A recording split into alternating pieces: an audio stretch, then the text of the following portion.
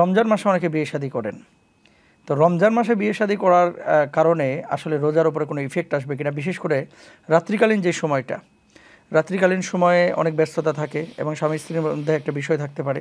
তো এমতো অবস্থায় দেখা যাচ্ছে যে এই বিয়েকে কেন্দ্র করে ৩-৪ দিন ইউরোপের অনেক দেশে আমাদের কাছে প্রশ্ন আসে যে এই ৩-৪ দিন আমি রোজার রুখসাত নিতে পারবো কিনা, পরবর্তীতে কাজার নিয়ত করতে পারবো কিনা। জি মোহতারাম, প্রথম আমরা বিধানটা একটু দেখে নেই। বিধানটা হচ্ছে যে আপনি রোজা অবস্থায় বিবাহ করতে পারেন, কোনো শরীয়তের কোনো বাধা আসে না এই ক্ষেত্রে, আপনি সেটা করতে পারবেন।